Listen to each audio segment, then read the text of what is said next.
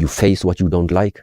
You face the fact that you're out of your comfort zone. That once you have overcome it and find a solution for it, it's solved for this lifetime. You're going to lose your mother. You're going to lose your father. It's going to happen. You're going to lose money. And at the same time, people are also going to hurt you even though you don't even know what you did wrong. Things like this are going to happen in this lifetime. The world is just the way as it is. Preparing yourself, learning the right ways to be able to walk through this lifetime. That's possible. If we don't create the better times, nothing's going to happen. This is where I say, what type of freedom are you talking about? And the freedom that eventually is going to get onto the costs or is causing suffering to you and other ones, this is not the freedom we want. It's the type of freedom that makes us be able to live together in the community way better. This is the way of freedom, where I can let you live the life how you like to live it, and you let me live my life how I like to live it. I don't need to tell you your way is wrong, you should live like I do. No, this is not free, this is limited. This is thinking you have the answers to the questions of the universe. Well, you don't, just as like I don't have them. The only thing I'm sharing right now is my observation. I don't say it's right for anyone. I just say until now, everything we talked about, it worked for me. If something is useful from what we have talked about and somebody tries it out and then realize, cool, also works for me, I'm really happy about it. But if somebody says, well, this is not my way of living, I don't share this opinion, it's not a problem. What is it in the evening that is sucking energy most probably? It's the mind. It's the mind activity very much, which is sucking a lot of energy. You go to bed, you wake up in the morning, but still feel like very tired and not recovered. It might be the reason that your brain, your mind is still too active in the evening. Stop thinking too much of the past. Stop dreaming too much about the future. Practice yourself, remain in the present. And this also then translates into your quality of sleep. Because when you sleep, you sleep. When you eat, you eat. When you talk, you talk. When you work, you work. But nowadays, people work and they think about eating. People eat and they think about sleeping. People sleep and they think about working. So there's something not aligned. There is no synchronicity. You are here, but actually something else is there. This is not how it's supposed to be. Being present means you sleep, you sleep. You talk, you talk. You eat, you eat. You walk, you walk. You drive, you drive. You listen, you listen. This is ultimately where all of this journey goes. And then the amount of sleep is not so important, but the recovery rate is very, very different. I'm happy if I have 7 hours. When I have 7 hours, I'm happier. Yeah, 6 hours is quite limit. So 6 is really limit. I can maintain even 5 or 6 hours, but after a few days, I feel it's not good to continue like this. Because then you're starting to really burn some energy which you cannot recover anymore. Very interesting now when it comes to that word energy, how it is related to diet, breathing, and lifestyle. The quickest way to change something about the way how you feel during the day or energy state are these 3 things: diet, breath work, and lifestyle. If you have good, nutritious food, if your breathing apparatus is working properly, and if your lifestyle, let's say waking up at a certain time, going to bed early enough, having enough sleep, if you maintain all of these 3 things, chances are very, very good that your energy level is proper.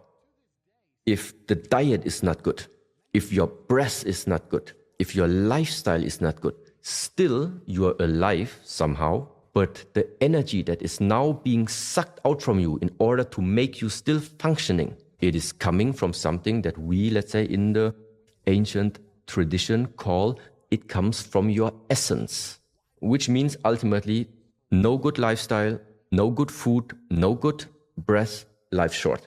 You die early. Very simple. So that's it.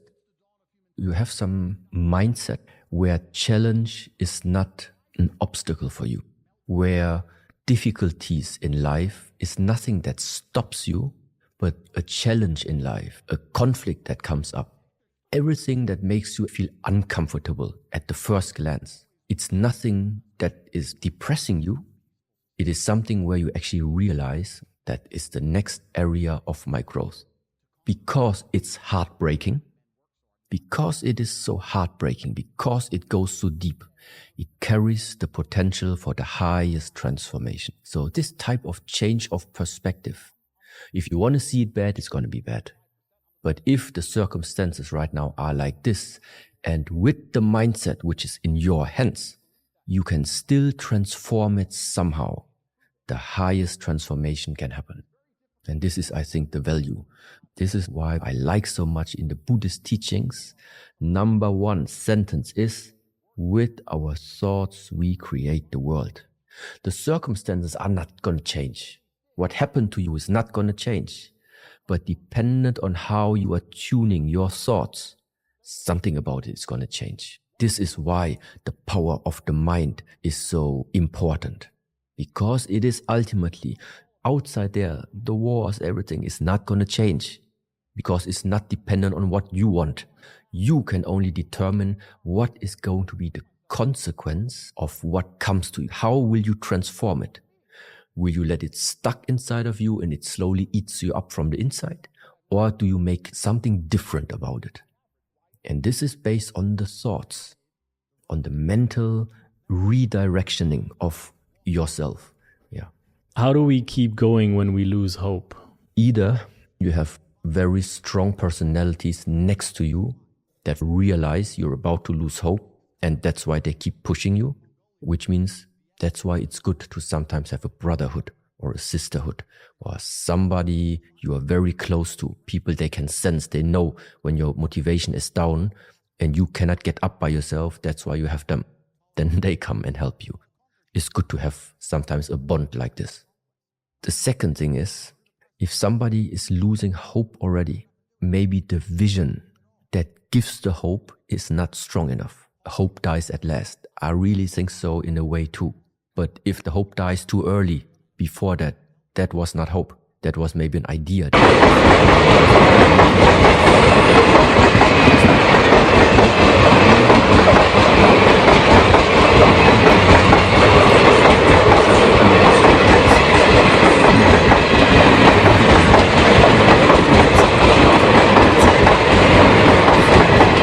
It's about understanding that this world that we are living in, simply expressed, there's always an exchange between the left side and the right side, the bad side and the good side, the negative and the positive, the pessimistic and the optimistic.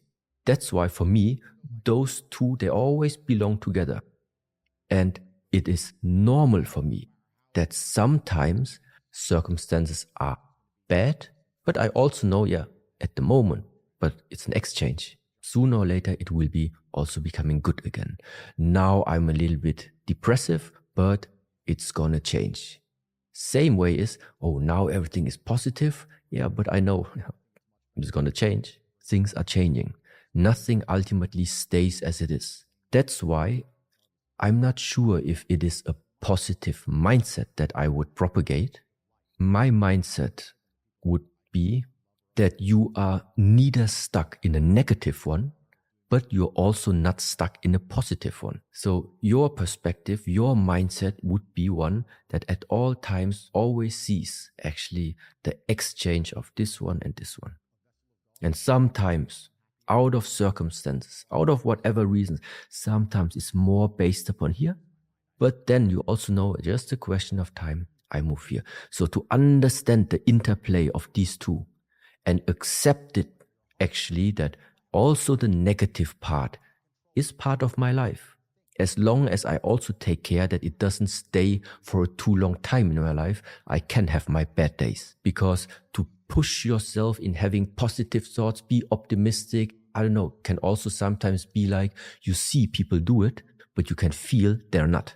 They behave like everything would be great, great life. Yeah, but I can see inside it's not. You have to be as you are, based with all two forces. It's just that stay calm, nothing stays as it is. See the interplay always of both forces. And then get calm about it and regulate it. And then somewhere along the line, maybe it becomes balanced then. It's about fullness. It's about how full do you feel. If somebody wakes up every morning without any goal, without any purpose, but feels just fulfilled, no need for purpose. But I think in the modern society, we find it probably a phenomena. You have everything, more or less. Wake up, but there is this discontentment. Don't know what to do with your time. Don't know the sense of, I don't know. And then I think it would make sense to add, just as a motivator, it makes sense to give your life a purpose. Also meaning you're not searching for it. In the first stage, don't need to search for it, meaning, what is my purpose? You have to ask the question, but you don't necessarily search for it. First is you give your life a purpose. So you can say you put yourself a mission statement. First thing is just you need to keep going. You need to do something in order to make use of the lifetime that has been given to you. But along this way, things are going to change. There will come the period you do, and then you realize all the doing actually brought nothing. So maybe you will return back to, it's about the non-doing. And then you do nothing again. But then at the same time you realize, yeah, but with all the non-doing, I know I could do actually much more. Then you start doing again. And along this way, you're going to figure out the middle way for you to live. It's both of them. It's not about being active all the time, and it's also not about being passive all the time. It's about being present in all of these times. What is a healthy relationship? I'm not only talking about human relationships. I'm not talking about love relationships only. There can be many types of relationships.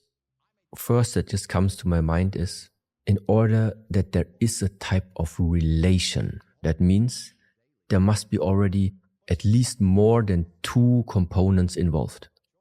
These components then have a connection. This is number one. If there is no connection, it's difficult to determine any type of relation between them. So first we need a connection. That connection can mean that feeling-wise maybe, based on the emotional, on the feelings, on your emotional states, maybe there is something that is in resonance, which means there is something that two beings have in common. That's why it's resonating. So if this type of connection is already there, then I think it's a good starting point. On the other side, what can also happen is that in the mind, you are having a desire for something, but the feeling is not one of connection that you have there. In the mind, it says, yes, I want, but feeling-wise, it's not there.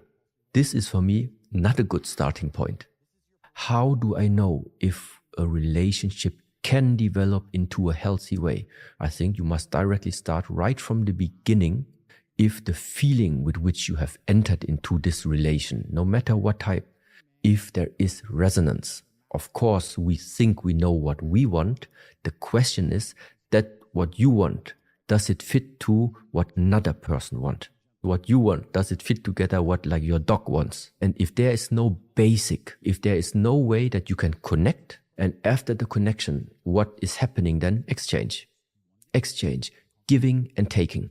Meaning also, if within one type of connection, if one type of relationship, the flow is always one directional, it's not going to work.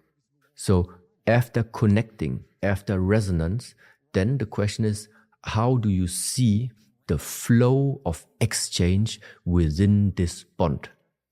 And if it is a healthy flow where nothing is stagnating, there is a giving and a taking. From times this can change, but it's there. So there is flow. Then I think a relationship can develop in very nice directions. In my view about the world, I believe in cause and effect. Simply meaning you plant the orange seed, you get an orange tree. You plant the apple seed, you get an apple tree. How did I become the way how I am today? I am the effect. Who is the cause? My parents.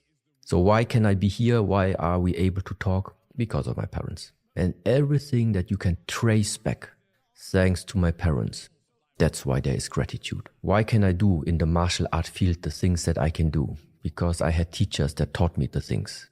Gratitude to all of the people, all of the masters and teachers that taught me these skills, taught me these methods. the friends, the ones why you are still a person today who believes in hope, who believes in keep going, who believes in friendship, who are the key persons that you nowadays still have it. Well, gratitude to all these companions that you have met in your lifetime. So everybody will find plenty of people or beings, also animals, no problem, where you feel like that without them, you would have never become the person you are today. And the ultimate gratitude is, I think, once again, to this one who allowed everything to happen. And this is why I don't know if you call it the universe, if you would want to call it the nature, different nations, different cultures, different names. But there is probably something that we cannot just give a name, but without it, we would all not be here. And so there also goes a huge amount of gratitude towards life itself. Being able to live, being able to see colors, being able to speak, being able to listen to things. I see when you start to see the glimpses of truth. When you see that the truth makes you feel free. This is when you start to realize there is something I can do. Only one of these moments must come. And if you pay more attention to them, more of them will come. How long do you have to keep up the structure? Until you realize that you don't have to be the slave of your mind. In our approach, this is the beginning to freedom. To not be enslaved again only by your mind. Because the mind is way less than what you can become. Or the mind is way less than what you actually already are. But the mind is too dominant in many people's lives. So all of this structure here is for what? To realign and to give you a new perspective about how you should see the relationship between you and your mind. And the relationship is that you need to master the mind and not the mind is mastering you. These are two different ways. But ultimately, you will not need any type of external structure anymore.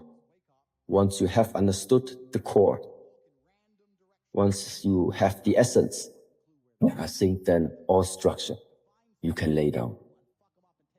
Discipline means you just do it, no matter what you think of it. You don't want to make it, you still make it. You want to stop the training, but you still make it. There is no excuse because you just simply have, in a way, the order. It is important, but there are many more things that you are able to work on. You can learn to become more patient. You can learn to live a life with less judgment. You can start observing more instead of judging. Start to live a more honest life, less lying to other people, less lying to yourself. It's not just discipline. There are questions, so what is the most important? Everything is important. Everybody in this world will have the chance and will have access to practice in self-mastery. There are many of these things which in the beginning make it maybe easy for you to get a feeling of security, get a feeling of safety, and because you are safe, you're able to open more up. But I think a good life is when you live this life to the fullest, regardless of where you are, regardless of in which life circumstances you find yourself in. There are so many things we cannot influence. Everybody needs to find something, to find stability in whatever life you're living there. And even if it's in the war zone, they still need to find something stable there. Maybe they will never be able to leave their country. But even for them, there is the chance to find something stable about them and to make something good from this lifetime. And may it even be that in this complete war zone, They still have their close bond between their families, between their brothers, something like this. Something where they feel, this gave me strength. This gave me power. Even something like this can lead to a good life. To the question, where do I start? Find something in your own life at the moment or in the last week that made you feel not okay. And then start investigating it. What was not okay? Which area is it? What was not okay there? And then you figure out what are the 2 points supposed to be that you want to balance there. And how do you know that something is not in balance or that something is not in harmony? You simply know because you don't feel well. Or there's something telling you this is not correct, or it should not be like this, or you don't feel well. Yeah? This is when you feel there's some disharmony. And sometimes, or oftentimes, is the balance between the expectations that you have towards persons, towards situations, towards things, and then the reality that you're meeting. If those 2 things are not somehow harmonized, if you don't find a way to make those 2 areas merge into one, you will constantly be in the struggle of this is how it should be and this is how it is. This is I want and this is I don't want. The first step is just to discover or look inside yourself and see what is there out of balance and what needs to be balanced. In order to find it inside of you and in order to be able to really go with your mind and ask yourself and investigate yourself, your attention must be with yourself. So that's why the first step again is try to not get distracted too much by outside stimuli. Go to a retreat. Make a retreat. Just retreat.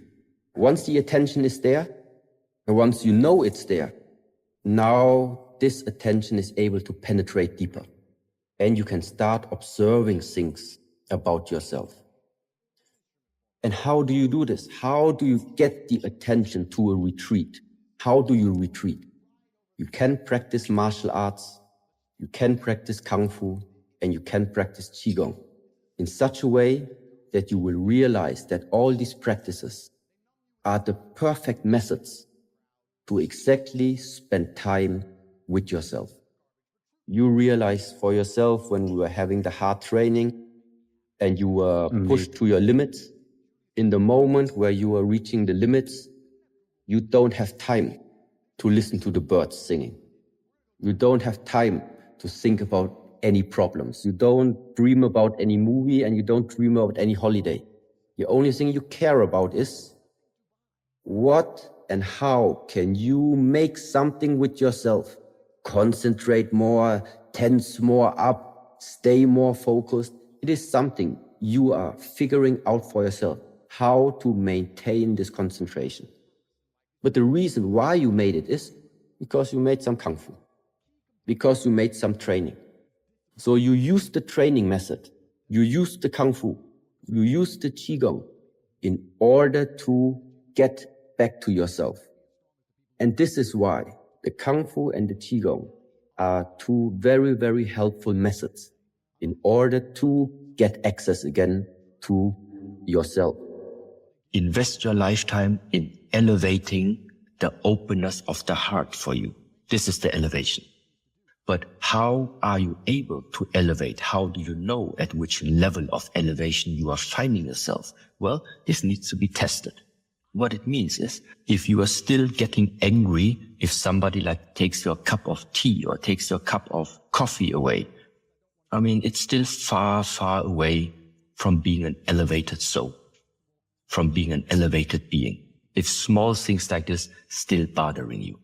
Could happen that more and more often you are just dropping something, you are losing something, people take something from you away. It always triggers the same level of your elevation inside of you until you master it, until you have come to the conclusion, okay, it cannot be. For the last 5 years, I'm exploding. I'm getting super mad whenever somebody takes my cup of water. So how often will this repeat again until you learn the lesson. And when this happens, it's gone. But now something else comes. Now maybe you start having a relationship, but all the time you are confronted with jealousy. And then you just observe yourself what happens when you are acting upon jealousy. Mostly the outcome is not going to be one that keeps the relationship alive on the long term. So if jealousy is a problem that you carry from one relationship to the next, to the next, to the next, and then one day you are wondering, why are you not able to keep up a relationship? Well, this is another type of challenge. It's another type that tries to trigger how much are you internally elevated, evolved? How much have you matured? Have you grown inside of yourself? And the amount of tests, the amount of challenges, they are infinite ways how to test you. But one thing always stays the same. You need to find a way to overcome them. The only thing I realize is that I can be in two different states of the mind. I can be continuously being mind-based, and whatever comes on my mind, this is what I am acting upon. Whatever comes to my mind, I'm going to act on it. So just right now, if I feel like, I'm hungry, so then I follow up on that thought. I walk somewhere, grab something to eat, come back here, eat. But another way, another state of the mind is simply that right now, for example, I'm talking with you. And of course, I can observe myself how maybe sometimes thoughts are popping up. The difference right now is that I am, first of all, not directly identifying with any of them. I know they have popped up, but they just have no relevance at the moment for the fact of that I'm speaking with you. This is at the moment what matters more to me than to eat or to drink something. But because I can see the thoughts popping up, this is why I can decide to not identify myself with it, because it has just come to my attention. This thought has only come to my attention, but that's it. Just because something comes to your attention doesn't mean you have to act upon it. One thing is to hold on to the thought. This is already the first thing that many people sometimes do. A thought comes up and you actively actually hold on to it. The second trap you can do is, after grabbing it, you invest even more attention to what you have grabbed there, which means now you're starting to fuel this thought. You're giving energy, you're giving awareness to this one thought. And the more this energy is now flowing into that type of thought, well, the more it's going to carry you away. But the bottom line of living this life is that from morning till evening, we all have thoughts, but the message is 90% of all the thoughts are unnecessary. They don't have a relevance for something that you really want to do when you wake up. If I were to talk with you right now, I have set my mind, I'm going to be concentrated, we have this conversation, and all the thoughts that pop up in between, it's irrelevant. So I can see them coming and I can see them passing. And afterwards, when we have finished this conversation and any of these thoughts start to pop up again, then I have still time now to decide, do I want now to follow up on any of the thoughts or not? So that means suddenly you have control. You have control over your 24-hour day. If you eat, you eat. If you talk, you talk. If you sleep, you sleep. If you make a movement, you make a movement. This is the way of life. Nowadays, the problem is you talk, you think about eating. You are eating, you think about sleeping. You are sleeping, you think about moving. You are moving, you think about reading. Okay? For me, it's not, I don't want to be out of the body. The thing is, I don't want to be unaligned. This is what I don't want to be. Everything about me, I want it to be aligned. What I feel is what I say, is what I think, is what I do, is what I act upon. It's one way. It's not two options. So what is a very special moment? It is when no matter what you're doing, you just do. It's one. You're not thinking about what you're doing. What you think is what you do. It is synchronized as one. And this is what year-long martial art practice is doing, is training you, is displaying to you that there is a way how mind and body can unite to such a deep, deep level that it has nothing to do with thinking anymore. It's the pure expression of what you are, not who you are, of what you are. So if you want to have a specific outcome, there is a rational way of how to achieve this outcome. But what if the outcome is not in our hands? Which means sometimes you walk through this lifetime, it doesn't matter what you have done. Sometimes you are encountering people that come into your life. You don't know why they show up, why exactly in this moment of time they have appeared in your lifetime. There is nothing rational about it, but there is a deep truth embedded in this. Meanwhile, is my personal feeling, you are never meeting somebody by coincidence in this lifetime. Everybody who appears in your lifetime, they are there for a reason. And maybe it's for you to figure out this riddle. Why is that person coming to your life? What is that lesson you are supposed to learn? Why nowadays do different places like monasteries, like ashrams, why do these places exist? Because there are certain frameworks. You are setting up a certain environment. And in this environment, it just makes it easier to cultivate something specific, let's say. But for the beginning, to really develop something, it is very helpful to have the proper framework. And this is what a monastery, an ashram, retreat places, being calm, being isolated a little bit for yourself. This is where it helps in the beginning. Solve every problem now. Now. That's the only way. What I don't solve now, 10 minutes later, I still have it. I'm not talking about the financial department, not this type of problems. I talk about the internal conflicts that you carry around. The internal human-made by yourself problems. Yes, because it is a part of you. So if you want to live in paradise, that means you have to become already right now the paradise. If you can't find the paradise inside of yourself, you're not going to find it tomorrow. That first arrow is the fact of you walk through this lifetime, you will encounter things that in the first moment are going to hurt you. It's going to happen to all of us.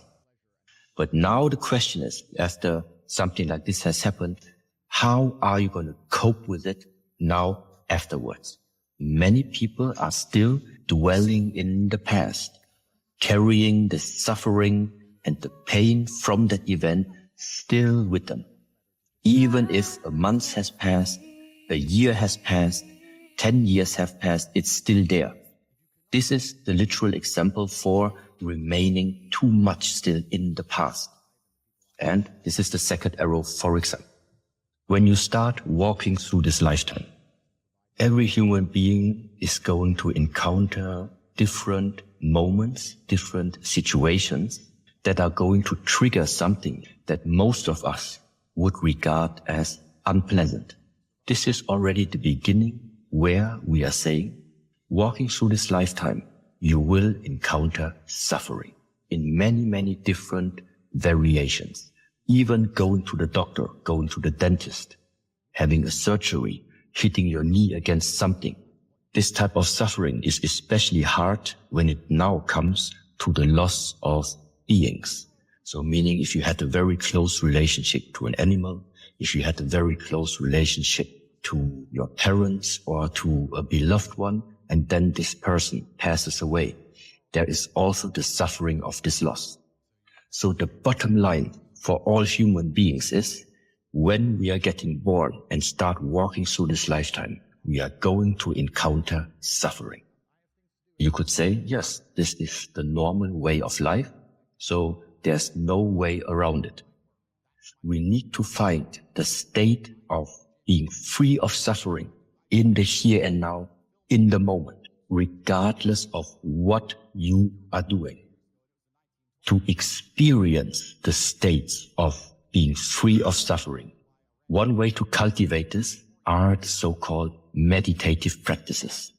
Literally put you simply in the here and now, being in the past too much, thinking about what happened to you last year, how people insulted you last year, what you lost last year. So that means right now, the two of us talking, but my mind being in the past is one way how I can at the moment suffer.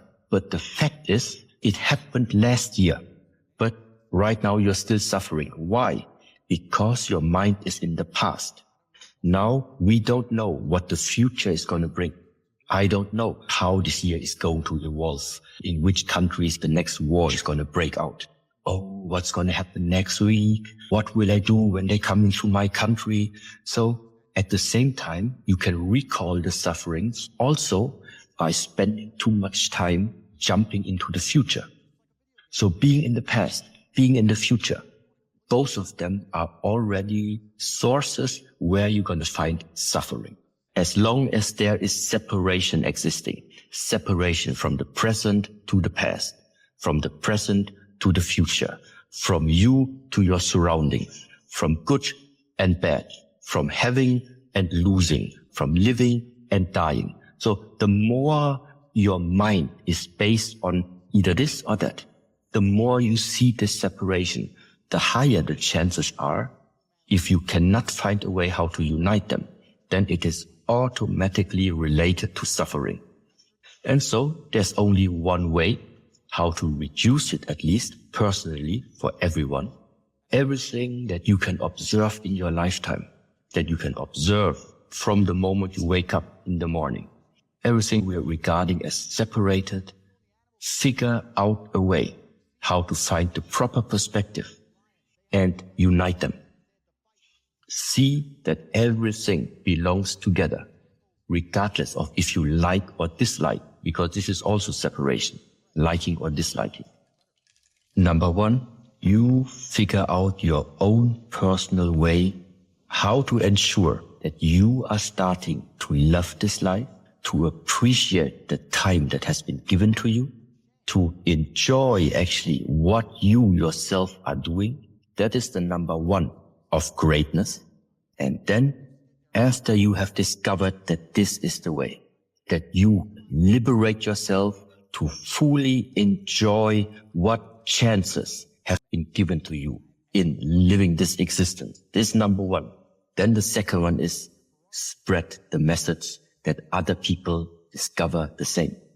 I think there's nothing bigger, more sustainable, more purposeful, more peaceful, more heart-fulfilling than these two things. You are feeling good living this life, and you make other people feel also good to live their life. And so at the end, everybody feels good living their life, problem solved. That's the greatness. You become very, very sensitive. What type of physical changes are going on inside of you? What type of emotional changes are you dealing with on a daily basis? How is your mindset? How is the way of your thinking? What type of thoughts rising up in the morning, carrying out throughout the day? With what type of thoughts are you going to bed? What type of things are you dreaming? If you are numb, if you are sleeping, you are simply unaware of all of these things that are happening within a 24-hour, within a 7-day week, and within the 30 days month, and then within the whole year, and then within 100 years, one lifetime. Only if we know where a problem is located, only then we can adjust it. Theory is theory. Knowledge is knowledge. The theory doesn't change your life. The knowledge doesn't change your life. At the end of the day, it is action, action, action. That's it. Because if this life would be about knowledge, just stay at home, Google knows more. There is no human being who has that type of knowledge like Google has. But that's not it. You are receiving information. You are understanding the information. But the very important part, what you carry inside of you, knowledge, understanding, how does this translate into the 24-hour day so that everything that you know in theory starts to manifest also in real life? The universe only cares about the truth. The question is, but what do you refer as being the truth? Well, one of these truths for me is being given the gift of living this lifetime right now on earth inside a human body and live it miserably, live it sad, live it angry, live it in jealousy, live it in internal destruction. Sorry, it just doesn't make sense. I don't think the point of living this life is suffering more than necessary. What to do with the suffering? Well, you need to face it. You need to look it in the eye. Whatever is so fearful to you, whatever seems so impossible for you to do, whatever is like really challenging you, that is the one made as a challenge for you in this lifetime to face it. Some people have the ability to face it. Some people do not have the ability to face it. Why? Two very important things are missing. Number one, the ability to let go is one very, very big part. The skill, the willingness to let go, the fact of letting go is number one. And number two, to have courage to face the fear, to face the truth, to face the darkness, to go into the dark. Because this is what it's about. To discover the purpose of life, to discover the intensity and the greatness of life, there is no alternative than being able to face the darkness and being able to jump into the unknown. But this is nothing that we humans are trained of. This is nothing that we humans are programmed to do in order to jump into the unknown. Because everything that we have grown up in the whole world is not about prepare yourself for the uncertainty. It is build up your illusion of security. This is where the worlds are colliding. Courage and the ability to let go. And these two elements, if you don't have them, courage and the ability to let go, because the growth of mental skills and the growth of physical skills is because you are continuously confronted with the comfort zone and are being forced to leave it, to move beyond the comfort zone. Something hurts, but it's okay, let's go through it. Pain is not going to stop us. It's just an indication this is where, at this moment in time, our limit is.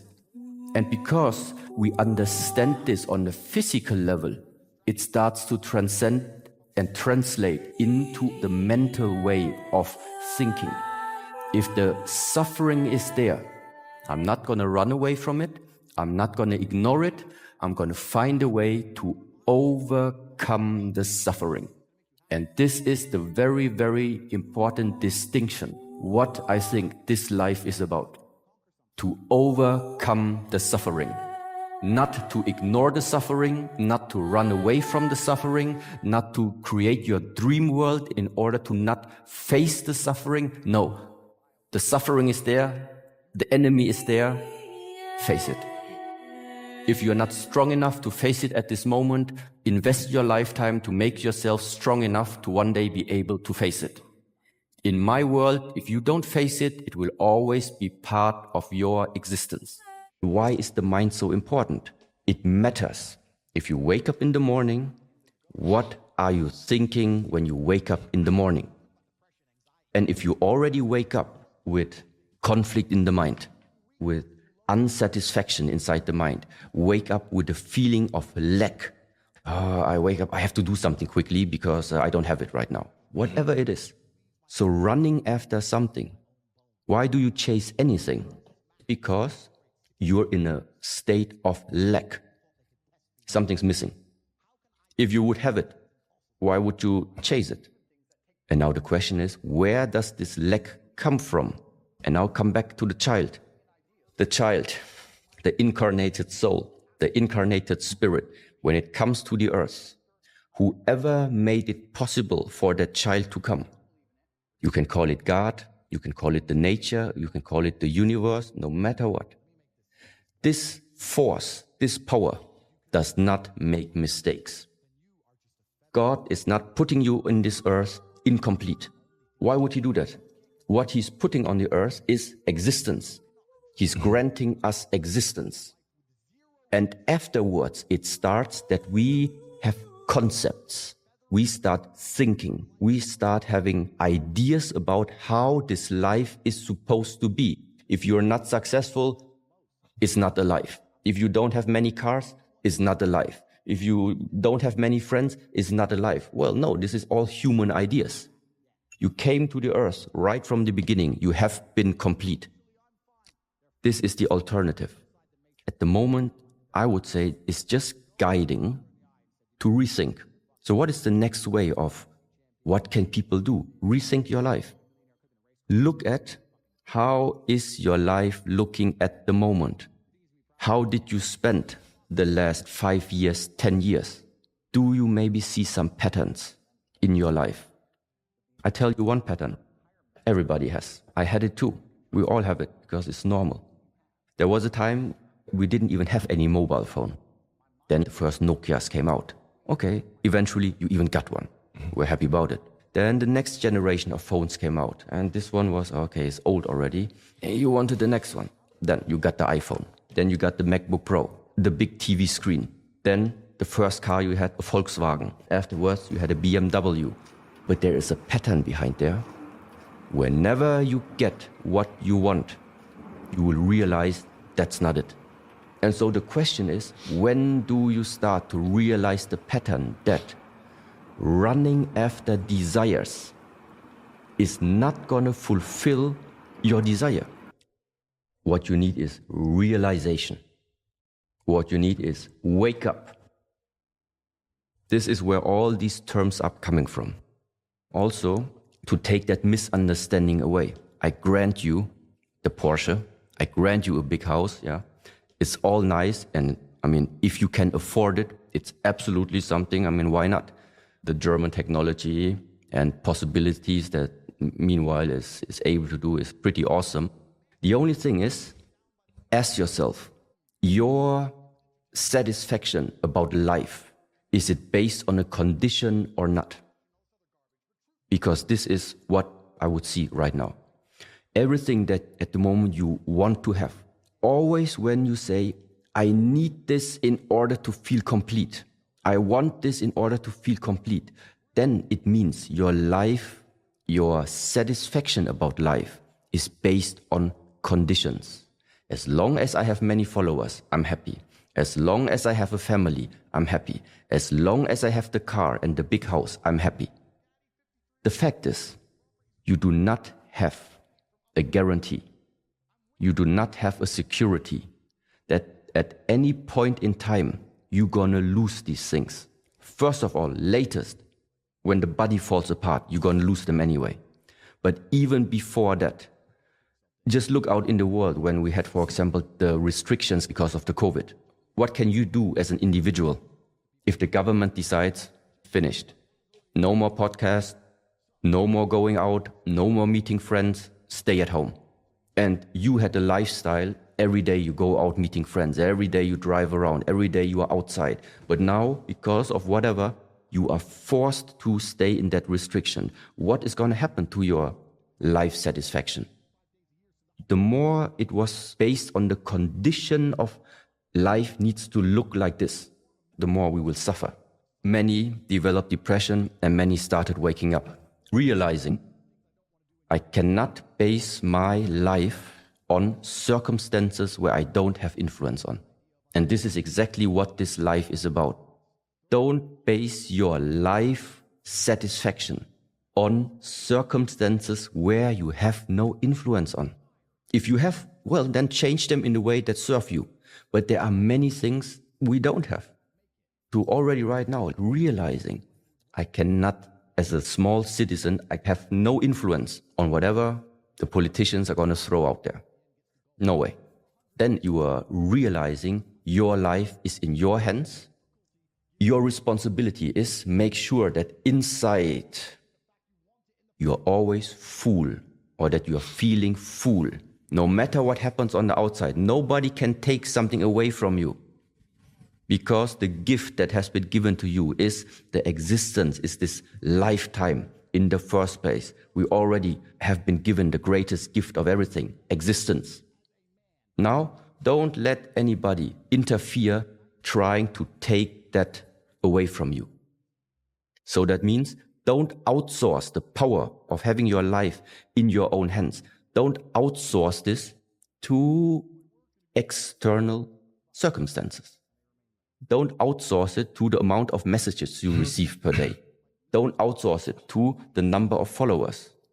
Don't outsource it to how big the apartment is, how many cars you have. If you can afford it, do it. Just don't make that emotional and mental attachment. This is the part. It's not about how many cars you have. You can have a whole garage full with all the luxury cars. That's not a problem. The problem is, how much are you identified with your possessions? The identification is the problem. To have a garage full and just use them and enjoy them, and when you drive and the weather is nice, then it's really nice. But then you put it back into the garage, you go eat your meal, and while you're eating, the car is gone. You're not thinking about the car anymore. It's gone, it's standing in the garage, finished. Now you just enjoy the meal. Attachment is the problem. It is a process. It is of rewiring. How have you lived your life until right now? How much did it serve you, the way of thinking until now? And how much also did it limit you? These are all things every individual has to ask for themselves. I'm not giving you anything right now. I'm just saying something, which is, let's say, my view. And you have to ask yourself, what is it from what you have heard until right now that in a way resonates with you? You observe this pattern in your own life. And ultimately, the only person who can do something about it, it's not me. You make the decision. Your life is in your hands. The only thing that I'm doing is, if at all, I'm taking something away. I'm taking away misconceptions and illusions that people might have in this lifetime if they didn't have the possibility to hear other perspectives. Fear and also uncertainty.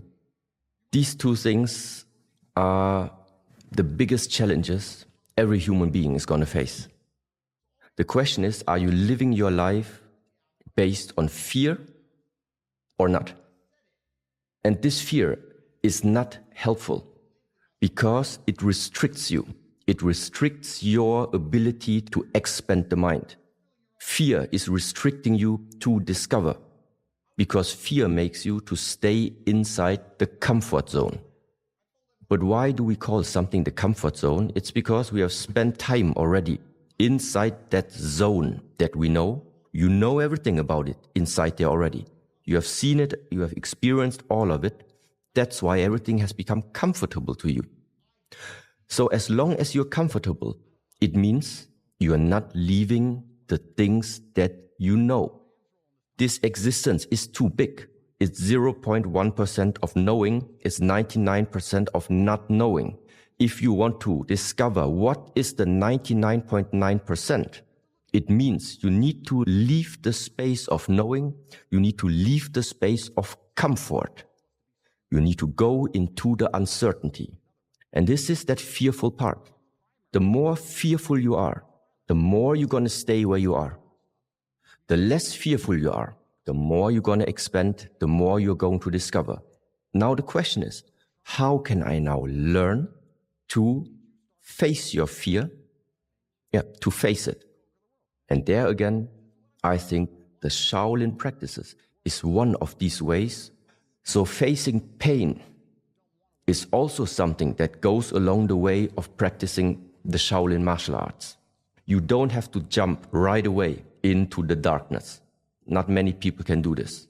But realizing, okay, this is right now my comfort zone, and tomorrow I'm already trying one thing that is new to me.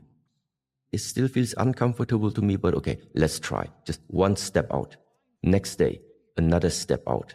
Meaning, integrate the jump into the uncertainty into your lifetime until it becomes a habit.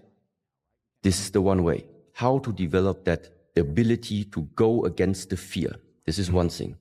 The second part is, I think this is now very useful for everyone. If you have the wrong image about yourself on this earth, if you are viewing yourself like from a wrong perspective, then it just means you will never get into the understanding what type of potential you are actually possessing.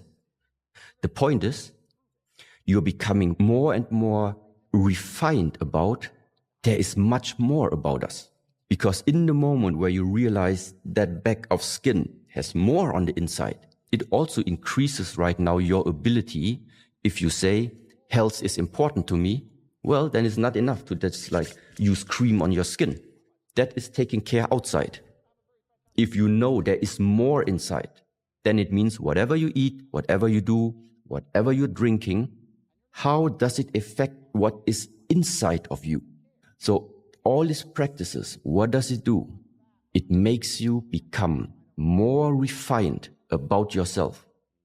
When you look at yourself, when you sense into yourself, you feel more what you are. Take care of the body, refine the body, and at the same time, you refine the mind.